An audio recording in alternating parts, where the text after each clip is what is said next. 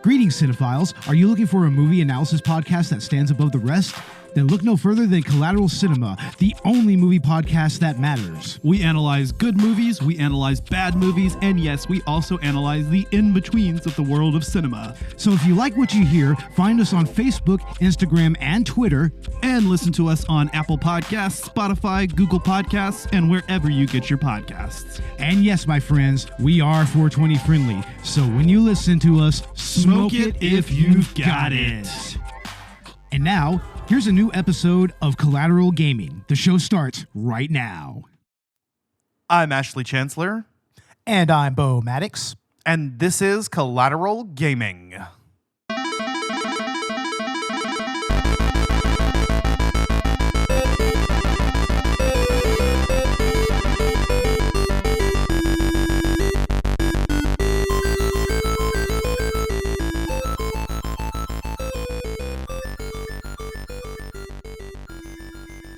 Welcome to Collateral Gaming, the only video game podcast that matters, where we focus on good games, bad games, and everything else in between in the world of gaming. We are podcasting straight from Texas, and yes, my friends, we are a 420 friendly podcast, so whatever you have, smoke it if you've got it. And welcome to part 2 of our bad game content this year. Last time we did Hong Kong 97, and this episode we are talking about the infamous Bubsy 3D, right, Bo? Yeah, and oh my God, what was this, Ash? What the hell did I see when I watched gameplay of this? What is this? You know, I'm still quite not sure myself, and I've played through a chunk of levels. Actually, not really even all that far before I gave up on this. But I've played 6 levels in, and yeah, this game is just a fucking shit show. A lot of people, you know, it's on lists for worst video games of all time, and I don't know if I would say if it's the worst of all time, but I think it definitely has a chance at worst PlayStation 1 game. At the very least, or even just one of the worst games of its generation, honestly. Yeah. And that's saying a lot. There's a lot of shit piles in that particular generation of gaming. So no kidding. Yeah.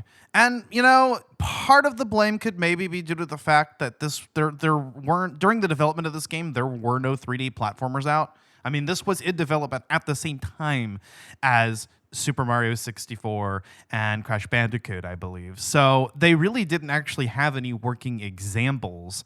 In fact, at one point during development, Director Michael Berlin actually happened across a Super Mario 64 demo and realized that his game was inferior.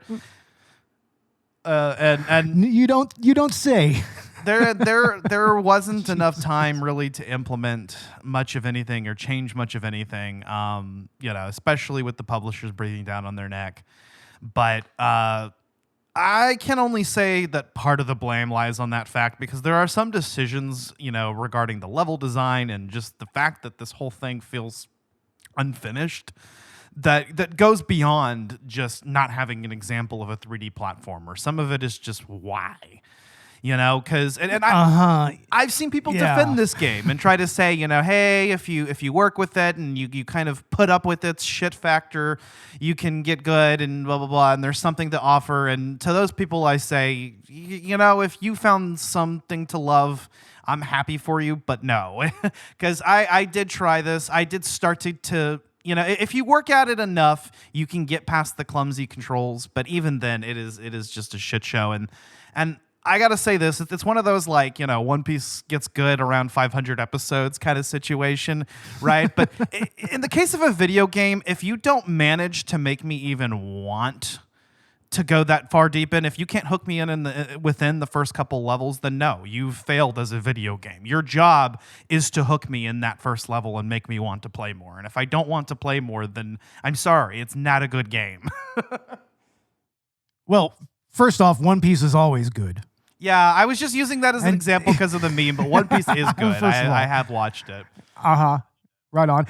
And second, it's like, no, I mean, the further you get into this game, like I didn't play this game. I'm not going to bother with it, but I went ahead and watched the entire gameplay at work, like all the way through, and all the way through. See, I haven't even watched seen the ending.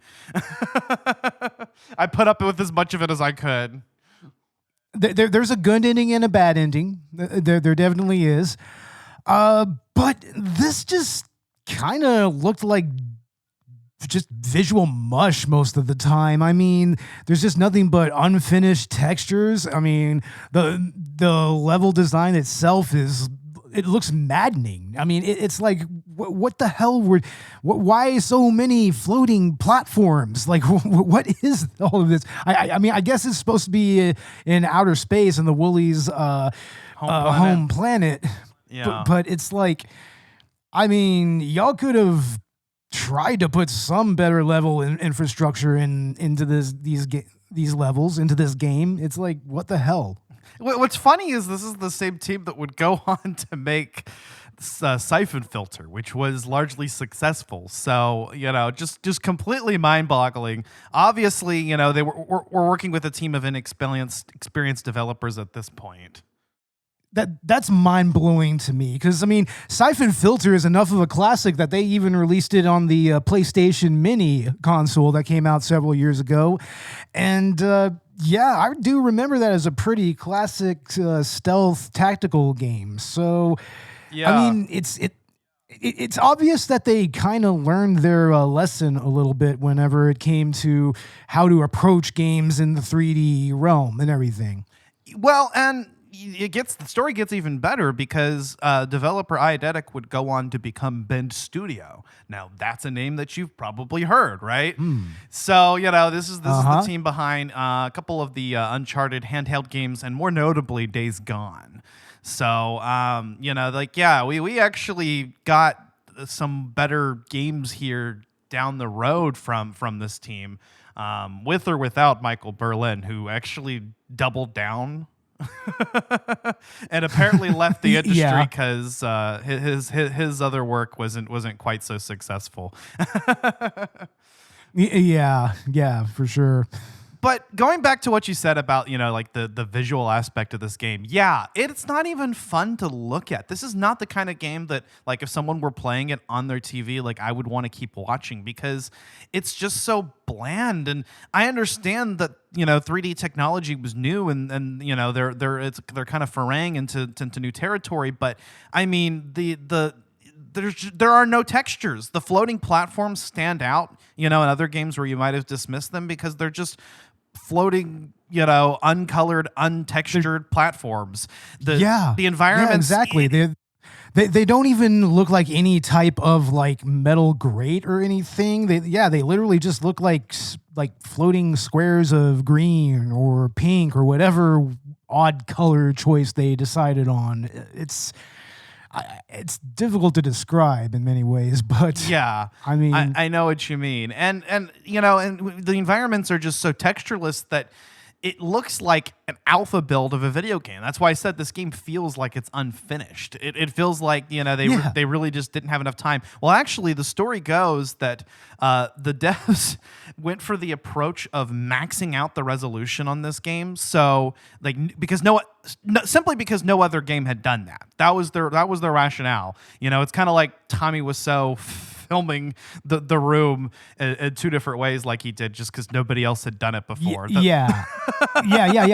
I kind of get that though, because that's kind of a holdover from the 16-bit era where graphics and resolution and blast processing and parallax scrolling and all that, the big technical it's 16 bits is better and everything. So that's kind of a holdover from that. I bet they just figured, hey, bigger resolution, better looking game. I mean, that was kind of the rationale that a lot of game developers had back in the like the Super Nintendo and Genesis era. Yeah. Well, it's kind of a holdover from that era. Here's what resolution allows you to have. It allows you to have a bigger picture and more details. But if you don't bother to fill in those details, it does nothing for you. So yes, with the console's memory limitations in mind, they actually forwent adding textures and other assets to the game in lieu of just maxing out the resolution. So there you go, Bubsy 3D in full high resolution,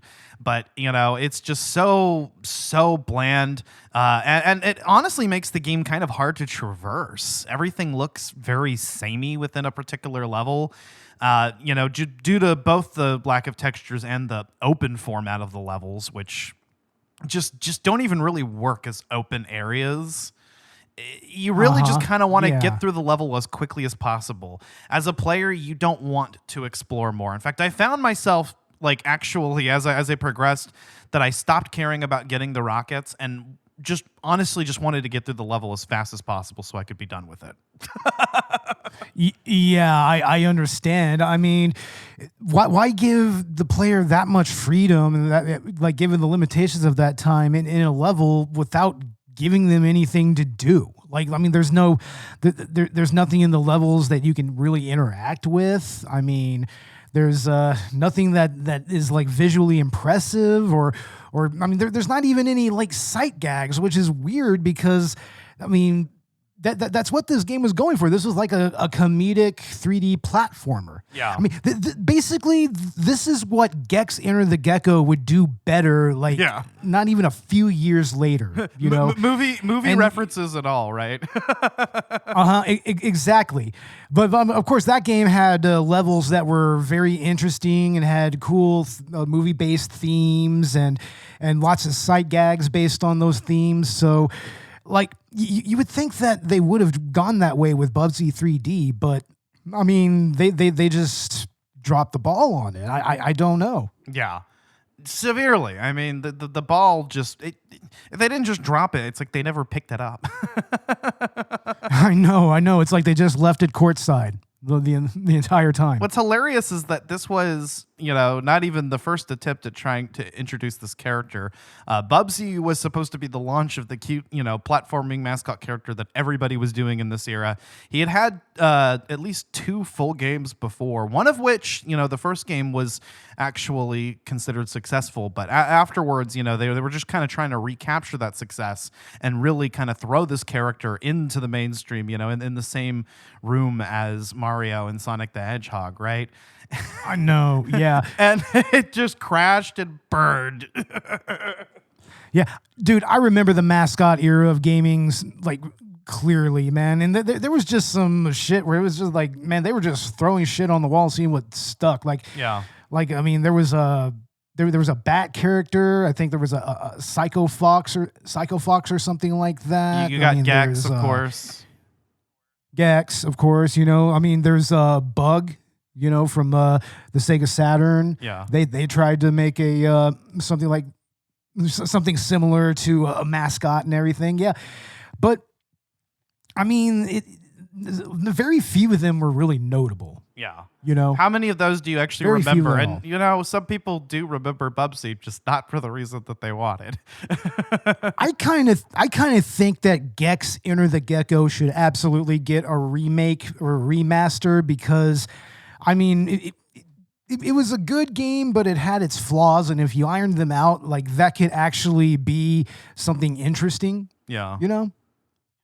But I think that there was a attempt to bring Bubsy back in the modern era, a few years ago, right? There were a couple recent games that nobody asked for.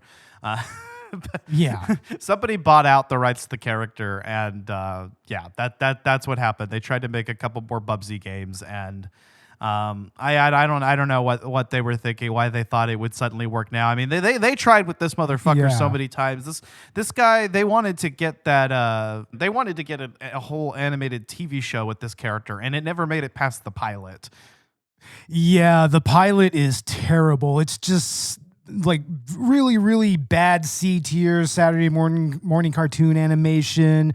The voice acting is terrible. You get tired of the motherfucker after about like a couple of minutes of hearing him. Oh, so I just mean, like the that's game a whole, then. yeah, that's a whole nother issue is the fact that his voice is just grating. So fucking grating.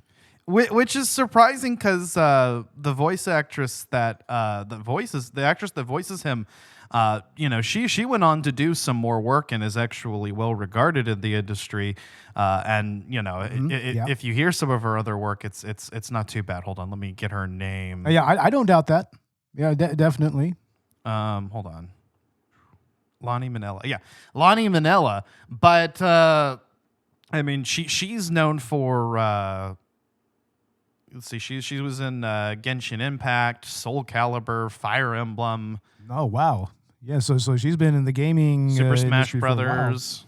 Wow. But yeah, I mean, the way that this character was portrayed, and I don't know how much of that comes from the way that the character was written and what they told her to do, and how much of that comes from the performance. But yeah, like you mentioned, it is grating. You will be sick of Bubsy within the first few seconds of him making his inane quips. Again, just trying to like throw shit at the wall and see what sticks.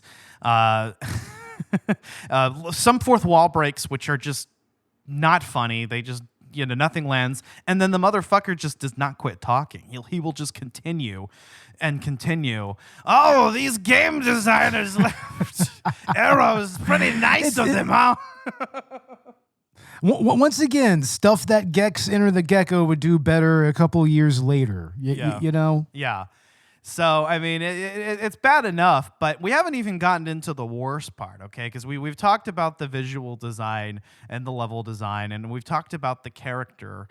But the most inaccessible part of this game is the controls. The second that you jump into this, it's almost hard to describe. I mean, first of all, they're working with tank controls, which was just mind-boggling for a 3D platformer. But again, maybe we can give them a pass for that because they didn't have any examples to work off of. And to be fair, I mean, we have Tomb Raider, which worked.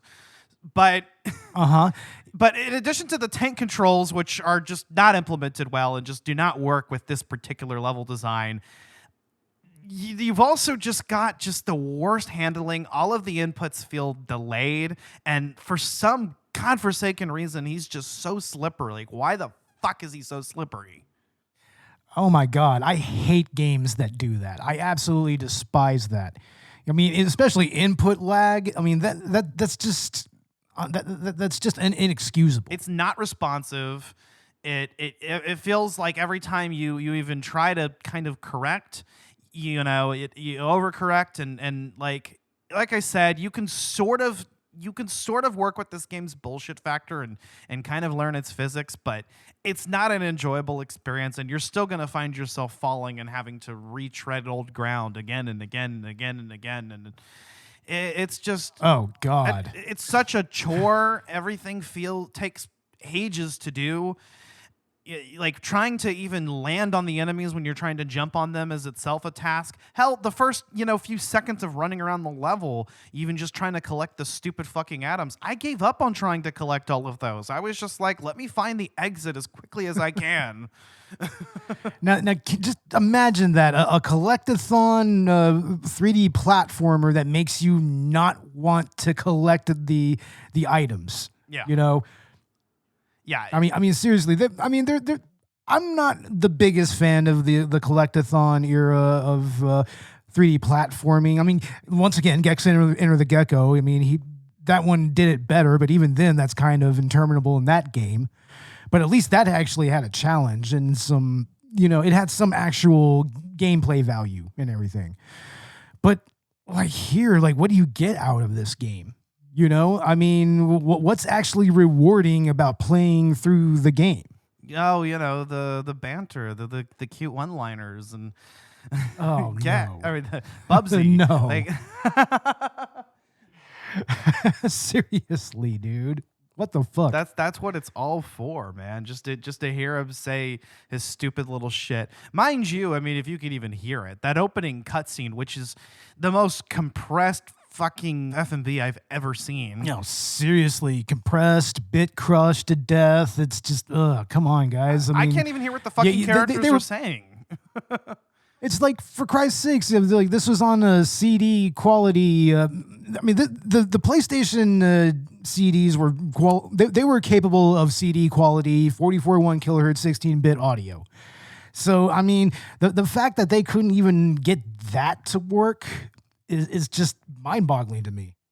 Well, again, that's probably going back to how much of the fucking memory was going just to resolution. So, yeah, it plays like shit. It looks like shit. But hey, guys, it's high resolution.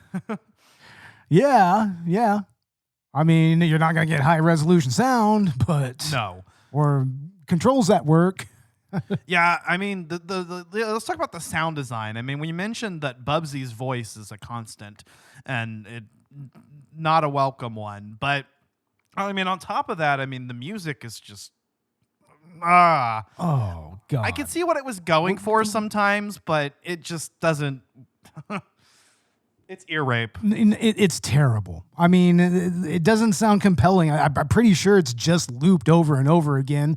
And when and I know a lot of games, they do that, especially back in the day, but it's like you have to have good music to loop that, isn't going to like distract you from playing the game. That's the point of having that there. It adds to the level without, detracting from the gameplay. Well, and if you have bad... yeah, even that right there is a good use of a sample. Honestly, that's a better use of a sample in a loop than anything in this game. Yes. No, seriously. I mean, yeah, and it's made worse by the fact that on paper this sounds cool. It's kind of like this dynamic system where as you get closer to the enemies, it makes more percussion noises, to the beat of the music, but it's just every single time you get near a woolly and you're like, oh my God, shut the fuck up. Seriously, man. Seriously. What the fuck? And then you try to bounce on that motherfucker, but then he gets you with his stupid fucking projectile. All right, so let me try that again and land on this motherfucker, but you just barely narrowly miss his hitbox somehow and take damage again. Yeah, hitbox. What is that? Yeah, collision detection. Like, no, we're not gonna have that. No collision detection at all. It's like, hey. Yeah, I mean, the lack of experience really does show. Some of the enemies will just attack you from out of nowhere. So yeah, that's great. I mean, you'll spend a great deal of time, or at least I did, just trying to make it through a portion of the level without taking too much damage. Oh my God, the water level was the worst. I really wish game designers would just stop trying to make water levels happen, because they're not going to happen. Especially not here, I mean, a water level and a 3D platformer, before there were other examples of 3D platformers, that was never going to work out. No. Correctly, especially with tank controls. Come on now. Yeah, and you've got like a dash attack which uses up your oxygen. So like the one redeeming fact about this that would enable me to keep playing was the fact that at least the levels weren't on a fucking timer. But that would have been the underwater levels are interminable, dude. Functionally, because you have only so much oxygen and you can refill it, but I think those resources are limited. And yeah, even just trying to dash quickly and attack the enemies is going to use up a significant chunk of oxygen. So you're better off just no kidding. Trying to avoid them and just praying that they don't attack you from out of frame. Yeah, no kidding. Good luck shooting the fucking atoms in the 3D space. We didn't talk about that yet. Honestly, that's another mechanic that on paper sounds kind of cool. Like, hey, let's have the collectible item actually have some kind of functionality. So if you hold the square button as you approach it, you can shoot and aim with it. Unfortunately, it's practically fucking useless, and man, unless you're in just a right enough angle and you didn't pick up the atom too quickly to notice that it's positioned where a woolly isn't aware of you yet, and you can snipe it off. That's just luck. Otherwise, the ability is useless because their projectiles will hit you as you're trying to hit their as you're trying to hit with yours. So It's just a whole mess. Yeah, no kidding. There's no element of combat that's actually like feasible. Yeah. I mean, how does combat work in this game? I mean, Jesus Christ. Yeah. I mean, when you can't even use a projectile correctly or even have a hitbox that's tiny as fuck, it's like, what do you do? Yeah. Yeah, it doesn't get better. It's just like there's certain aspects of the level design that I'm just like, I hear that you're saying that the game gets better and there's like something to find here if you're willing to put up with its bullshit, but I don't see how this gets any better. It's still committing egregious decisions just in its fundamental mechanics. So again, the free aim mechanic sounds cool, and you can even use the atoms, the free aim atom ability to blow open secret walls. But the problem with that, though, is that if you don't notice that there's a secret wall there, and you don't know that there's a secret wall there, and you've already collected all the atoms around it, well, you're kind of fucked. Yeah, definitely. And again, this cycles back to the fact that it's like, okay, yeah, you can go out of your way to find these bonus areas, but why? Why are you even going to put up with it? I mean, okay, yeah, you're trying to 100% complete the game and collect every rocket, but... Yeah, what's the point, though? What do you get for it? What's the point? Like, I could have invested enough time in this game to complete it, and I simply did not want to. I'm sure you got at least into one boss battle, right? Yes, I did get into one boss battle, so and that was enough for me to already know, okay, so this is how we're handling boss battles. This is the first one. The game gives you no indication of what you're actually supposed to do. I had to look this up.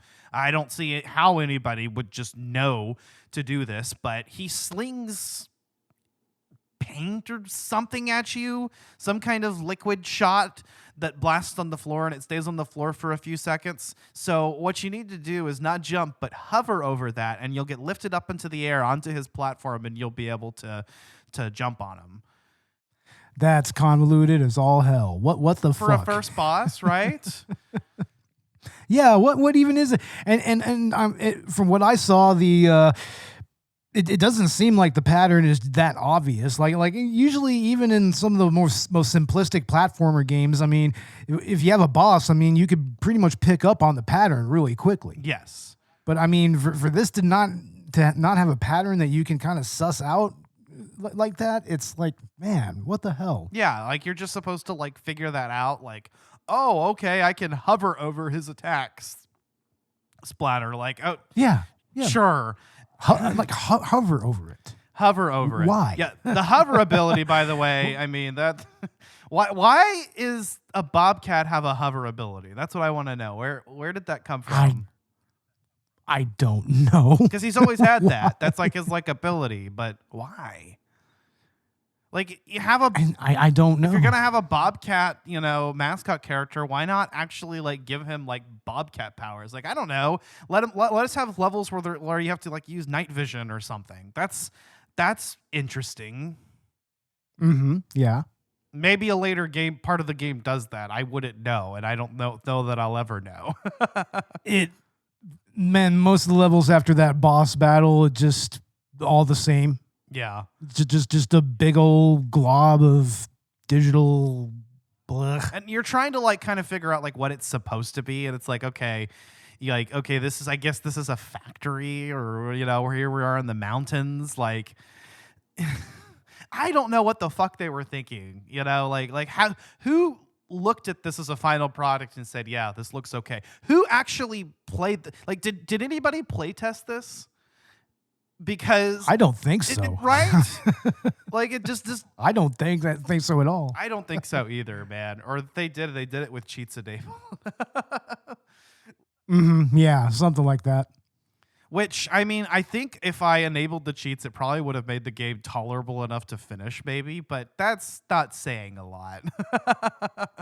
Yeah, what kind of cheats would it even have? I mean, infinite lives and stuff. Yeah, hopefully, I would hope so. And you can also just unlock all the rockets. So if you don't want to spend the time looking through all the rockets, you can give yourself all the rockets and see the quote unquote true ending. Yeah, that makes sense. So in your playthrough, did you see both endings? Yeah. The gameplay I saw, it had both endings, and it's not really much of a difference between the two. Really, it's just like, I mean, I'm trying to remember what they were. I don't know. They were such non-ending endings, you know? Yeah. Like I guess he escapes the Woolly's planet. Yeah, so something? If you don't get the rockets, he's not able to escape, right? And the Woolies end up, going to conquer the Earth or something.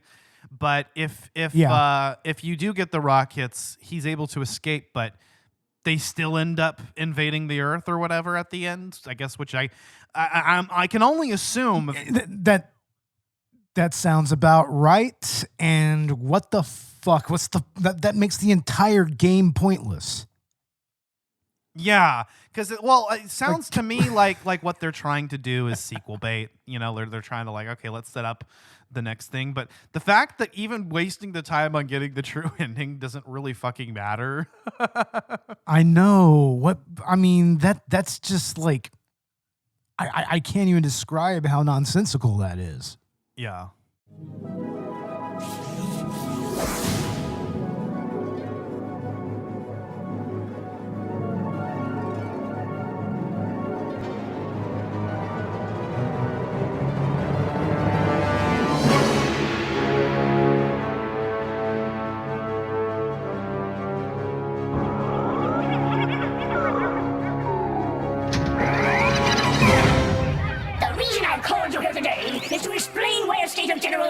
Has been called by the Woolly military. As you may already know, a great catastrophe has befallen us that threatens to destroy our very woolly way of life. Bubsy Bobcat! Bubsy Bobcat is on Rayon! We'll all be bopped!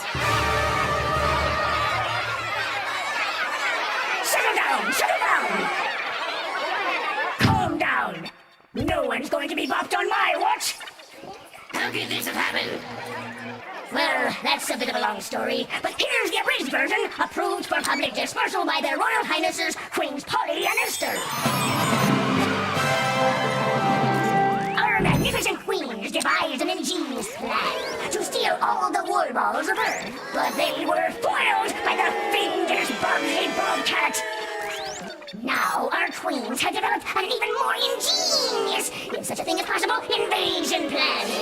Unfortunately, they needed to get their furball out of the picture.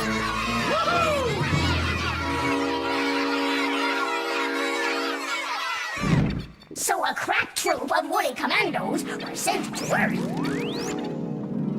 There, they fought bravely and captured the hideous beast, due in no small part to my brilliant tactical leadership. On the return trip, due to a slight technical difficulty, the rocket carrying the beast crashed and the Bobcat escaped! Woohoo! Now, if you see the Bobcat, I repeat, do not approach it! It can be extremely dangerous when frightened by the average woolly! Report its whereabouts immediately to the nearest woolly soldier. We have stationed nose blowers and rock throwers throughout the area around the crash site. We anticipate having recaptured the creature in 2 shakes of a dogfish's tail. Any questions? What does it want? What did we ever do to it? We have our best people in woolly intelligence working on that right now. So far, all we know is that the creature's plan somehow revolves around collecting atoms and rockets. What it plans to do with these useless yet abundant natural resources, we have no idea. Our best scientists have been stumped by that very question for decades, and all they've come up with so far is a spacecraft capable of interstellar travel. Why would this interest the furry fiend? Oh, again, we have no idea. Now then, I advise all citizens to remain in their homes until further notice. This meeting is... I should have taken that left turn at Uranus! Was it something I said? What could possibly go wrong? Yeah, it's pretty batshit fucking insane. I mean, this is one of those games that I really don't even know, in what capacity I can recommend it. Even for someone who's a fan of, so bad it's good. Because, I mean, there are games that are not fun to play, but fun to watch, like Zelda CDI, right? And then there's games like Uh-huh. Bubsy 3D that aren't even fun to watch because No. I mean, It's not even fun to watch anybody play this game. no. Like if I went over to someone's house and they put on Bubsy 3D, I'd be fucking pissed. No, it's like, what are we supposed to do with this, man? Put on Resident Evil 2. Right? Damn it. No fucking kidding. Like, can you imagine like getting this among like the PS1 games? And it's just like, I don't imagine very many kids actually really spent their time with this. And No. I No, can, not at all. I can see it in this, in the sense that as a kid, you'd probably play this and just think it's just hard as fuck and not really look at it critically. But I just don't see how anyone actually was, got any enjoyment derived out of getting good at this game and putting up with its bullshit long enough to find something of value. Oh, I'm sure that there were some weekends where some kid at least rented this and just stopped after like the first couple of hours. And it's just a complete waste of money and waste of time, Well, at that point. And especially considering, I what mean- else was coming out at the time, Like, you just had so many better things to play. Yeah. Not even a month later, you would have Crash Bandicoot, Yeah. which managed to use the non-analog controls in unique ways. Exactly. So, I mean, it sucks that Bubsy 3D, didn't have any kind of example but of which to develop from. But to be fair, neither did the other games. And I know that this was a small studio, but I mean, ultimately, yeah, that is what happened. The publisher Accolade expected a small team of inexperienced developers to put together something with no example. Yeah. I mean, it's like you go back to when Super Mario 64 was being developed, and the way that Nintendo just completely just revolutionized 3D gaming with that. I mean, what did they really have to build on from that? I guess they just did their best to kind of take the 2D gameplay and translate it to 3D. Yeah. But in somewhere along the way, they invented new ways of moving on the 3D plane, of being able to look around, actually jumping and having some pinpoint platforming.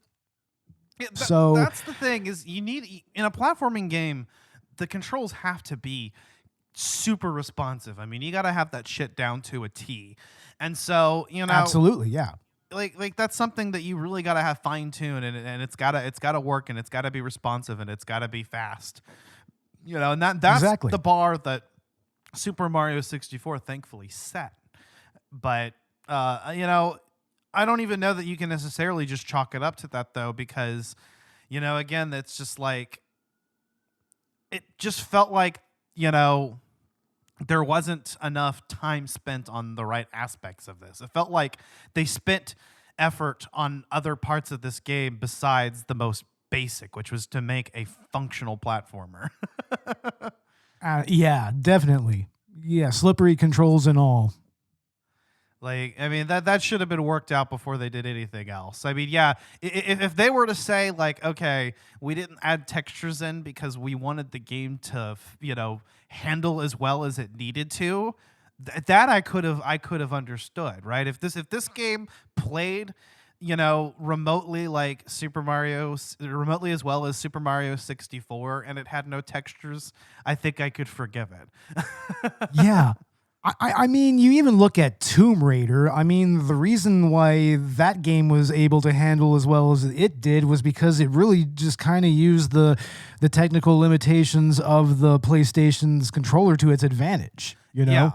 Like, I mean, they made it in a way that actually just made sense within the environments that Lara Croft was in. Right, and what they did too is they were able to work with tank controls by designing levels around tank controls. That's the key aspect here. Is you're gonna put tank Absolutely, controls in the yes. game, fine. now let's actually structure the game around that. Now, I don't think that approach would ever work in a platformer like this. Something like Lara Croft, I mean, that's very different. Here, you know, you want to make like a 3D platformer, you know, Super Mario 64 style. That's, you know, I don't think that that's ever going to work, but, you know, you would have to structure the levels in such a way as to work for that. You know, games like Resident Evil, which are not platformers, were able to use tank controls, you know, to their advantage, and it helps convey something. So, like, you're gonna put something like that in a game, there should be a reason why. You can justify that with the level design, but they didn't. Yeah. I mean, look at Resident Evil. I mean, they used the pre-rendered backgrounds, which they were able to really anchor the characters to, and that's what made the tank controls make at least somewhat sense in the context of that game. And that's how they got around console memory limitations. Yeah, using the pre-rendered background. Exactly. Yeah, exactly. But, you know, like, this game, it's like, okay, they're like, yeah, okay, so we had memory limitations, but it's like, but the reason why they had memory limitations is because they thought, okay, yeah, this game needs to have a super high resolution. You know, like, you want to try something experimental, do it after you've got yourself like settled in the industry, so to speak. And I just don't think that definitely. I don't think Eidetic ever got, you know, settled in the industry. I don't think that, you know, Bubsy ever saw the success that they wanted it to have at any point. No, not at all. I mean, they were really banking on him becoming another Sonic, you know, more than anything. Because, I mean, the other thing that you have to remember about that particular era, the mascot era, is that it was also the Tude era. You know, it was the 90s. Everything had to have attitude, you know. so you had a lot of platform mascot games that had that going for it, you know. I mean, some of them, some of them to better effect, others not so much, you know. But, I mean, Bubsy was just never going to really stand out amongst all of those. You know, he was just never going to. The character's just too obnoxious. Yeah. I mean, seriously. I don't know, like, who watched that was like, yeah, this is endearing. People will love this. I know, right? My God. And he's just wearing a shirt with no pants like a fucking creep. Yeah, I mean, that's a common thing with a lot of cartoon character designs. I mean, that's essentially Donald Duck, you know. I know, but somehow it looks worse on him. I don't know. He looks like a predator. No, he does. He looks like a total creepler. I mean, let's just be honest here. The design, man, like, even just looking at the character design, it's like, yeah, he just looks like a skis ball, you know? Yeah, like a total skeezer. No, but Bubsy is the absolute worst, man. Out of all these mascot characters. No, he is absolutely the type of character that would be arrested in a public restroom for doing something really messed up. That is absolutely what he would be. That 100%. Now I need to see somebody do that. Like somebody like I don't know, make like a video or something. Oh no. You mean like those weird Sonic videos on Facebook? Yeah. The weird meme videos? Yeah. Oh my Lord. Something like that? Yeah, exactly. But I guess we'll go ahead and get into our final thoughts on Bubsy 3D. I don't know how much there is to say here, really. But go ahead, Bo. This game is just a absolute pustule on the legacy of the PlayStation, on the legacy of 90s gaming, the legacy of Accolade, the legacy of polygons, of character design. Just this game is just it's almost like an anti-game in a way. That's what it almost feels like. It feels like it was developed to be an anti-game. You know, and there has been anti-games made. I mean, Penn and Teller made a little anthology game that was kind of like that. And then there was another, Takeshi Kitano had a game that was like that. Like total troll games, basically. You know? But this isn't that on purpose. This was unintentionally made to be like practically unplayable. Yeah. In so many ways. And it's like everything that you would think a developer would actually put into making just making a game, period, they just flip the middle finger at. You know, they flip the middle finger at all of it. And somehow they made this, and I don't know. This is just dreadful. I mean, do what I did. Just watch gameplay. Don't fucking play this game.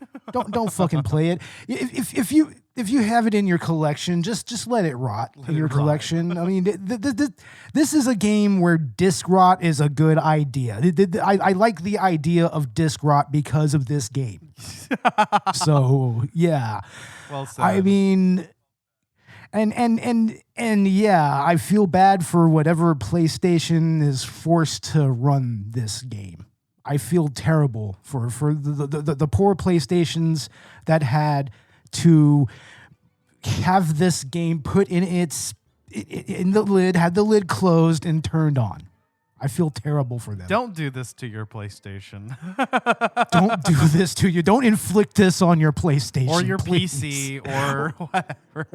or if you have a PS Classic that you modded, it's like don't do that either. Yeah, no, I don't blame you, Bo. Like you actually saved your PS Classic from suffering. I did. I saved it. Thank goodness.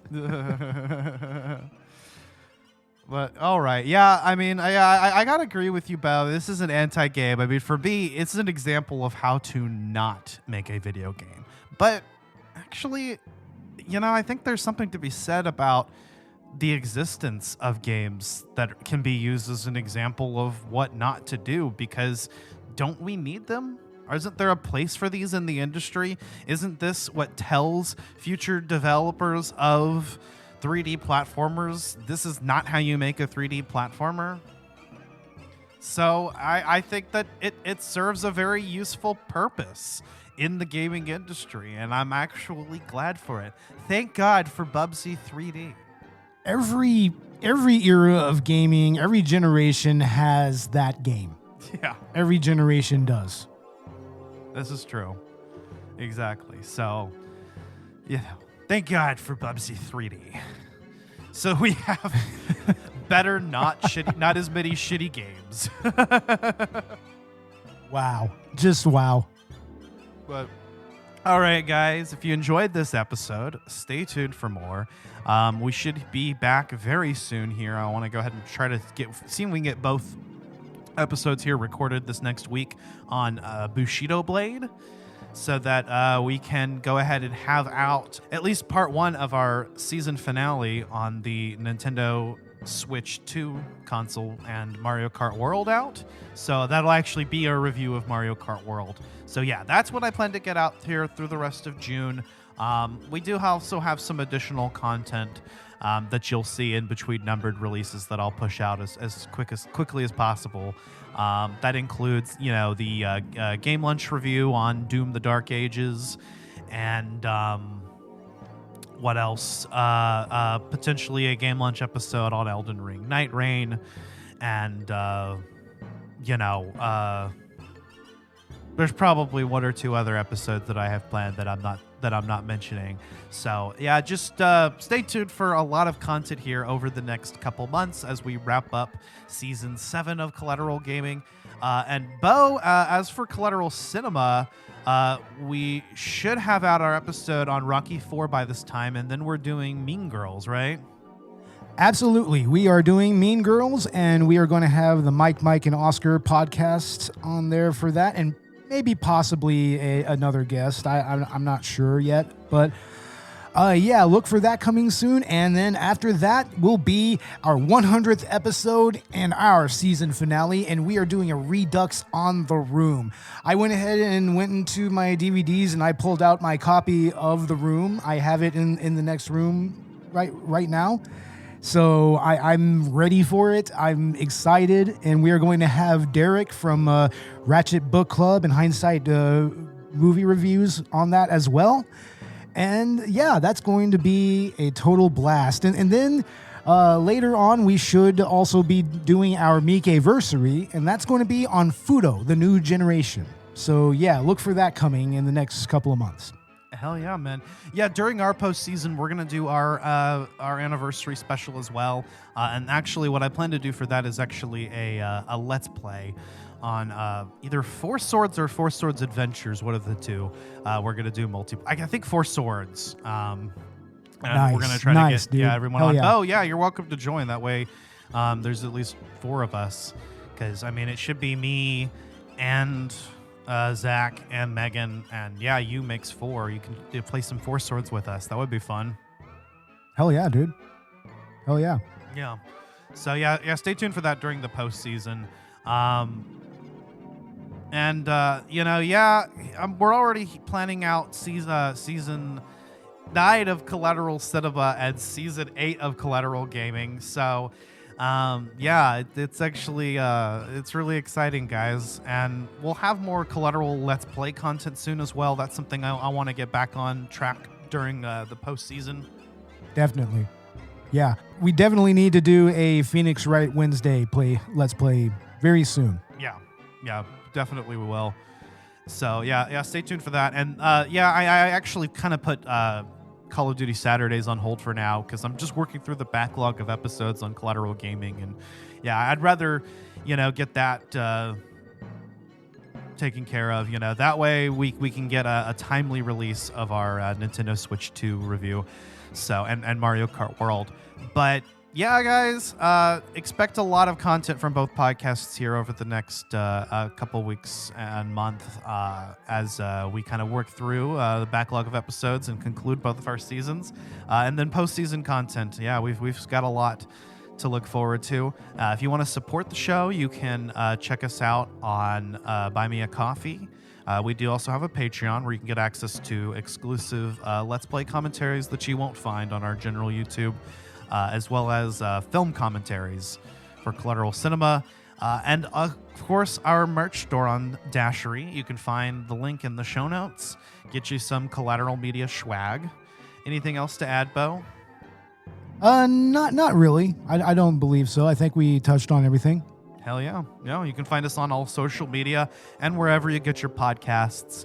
Of course, have all those in the show notes as well. But, I guess with all that being said, I've been Ashley Chancellor. And I'm Bubsy 3D himself. I'm Bubsy, I guess. John Bubsy 3D. Yeah, I'm John Bubsy 3D. Yes, exactly. I love it.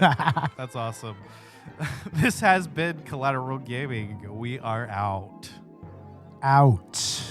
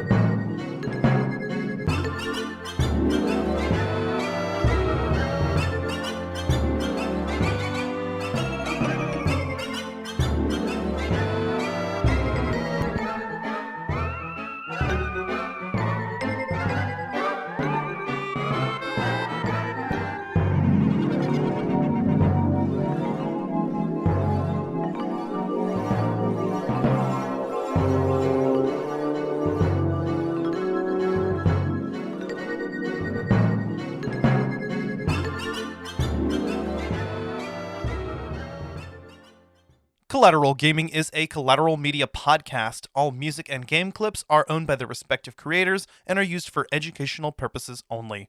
Please don't sue us. We're poor.